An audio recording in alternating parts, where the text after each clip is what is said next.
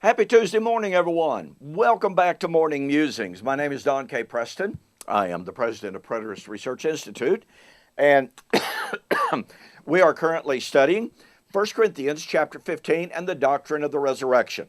We are examining Paul's form of argumentation against the scoffers at Corinth who were denying the resurrection of the dead ones.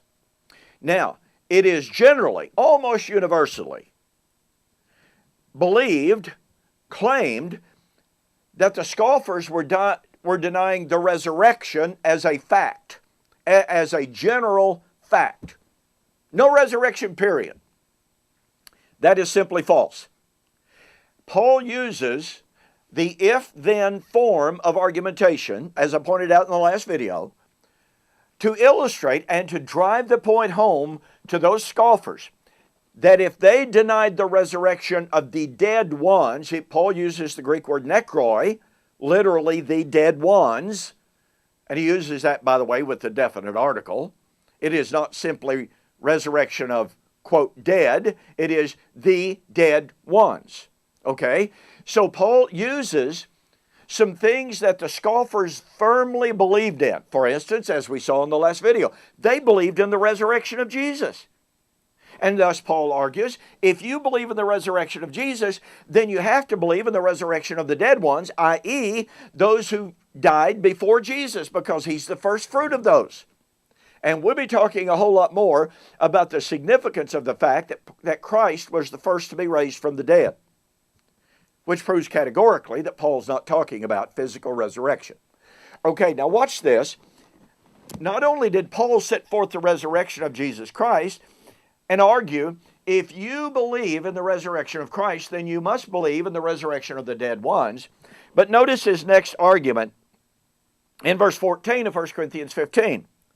If Christ is not risen, and they say, Paul, we believe in the resurrection of Jesus. If Christ is not risen, which means the dead ones had to be raised, then our preaching is vain, and your faith is also vain.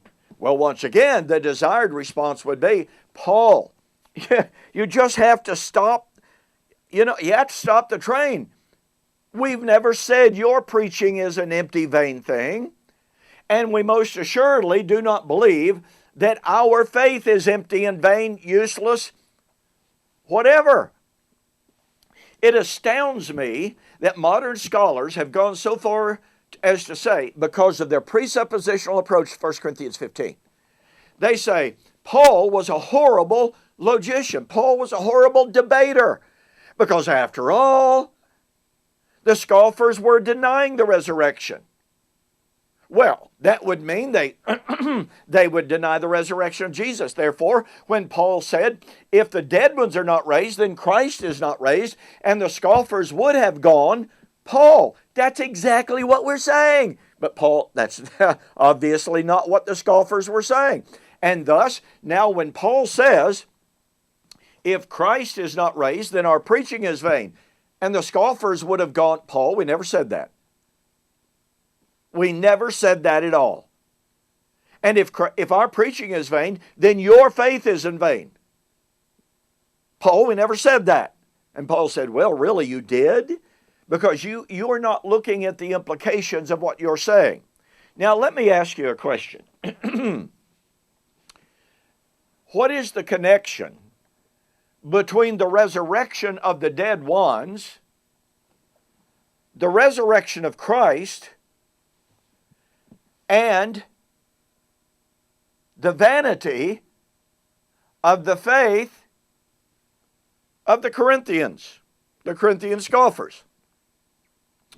Well, as Sam Frost points out so very well in this book, and by the way, I point out in this book as well, Paul's doctrine, as we pointed out at the very beginning of this study, Paul's doctrine of the resurrection of the dead was absolutely nothing but the hope of Israel.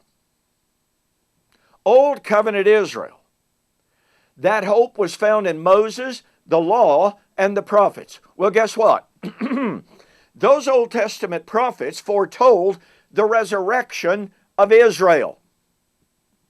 Isaiah 25, verse 8, quoted by Paul, 1 Corinthians 15, 55 and 56. Hosea 13, verse 14, predicting the resurrection of Israel. Israel was dead as a corporate body, Hosea 13, 1 and 2. But God promised to raise her from the dead. What kind of death was it? It was not biological death. But Paul's doctrine of the resurrection was from Isaiah, from Hosea, from Daniel 12, from other passages. So, when Paul said, if you deny resurrection life to the dead ones, of whom Christ is the first fruit, then guess what? Christ is not raised, because Christ is the first fruit of those dead ones, and even the Old Testament prophecies made to Israel predicted Christ's resurrection out from among the dead ones. Secondly, the Old Testament prophets foretold the resurrection that you claim to be participants of. But the Old Testament predicted that resurrection to Israel first. Amos 9, 11 and following. Israel's restoration under Messiah would be Israel's resurrection. To deny Israel her part in salvation would be to say that Christ and His resurrection was unrelated to the salvation of Israel. But those promises were made to Israel. The faith of the Corinthians who are denying the resurrection of the dead ones, their faith was dependent upon the organic unity between the fulfillment of God's Old Covenant promises made to the dead ones and God's Old Covenant promises to raise Messiah from the dead. The faith of the Corinthian scoffers was absolutely 100% based upon the future to Paul fulfillment of God's Old Covenant promises made to Old Covenant Israel. If they don't get their resurrection hope, your faith, Paul said to the Corinthian Gentile scoffers, your faith is in vain. Nothing there. Oh, and that's not all. And we'll pick up some more of that on the flip side. In the meantime, please do not fail to get yourself a copy of this book, Essays on the Resurrection of 1 Corinthians 15 by Sam Frost. Go to my website, www.bibleprophecy.com. Order the book. You'll be charged the full price, but be sure to include a note letting me know that you saw the offer on YouTube or Facebook, and I'll refund $7.18 to make the full total cost $15. A great gift to yourself for Christmas, a great gift to yourself, period. All right?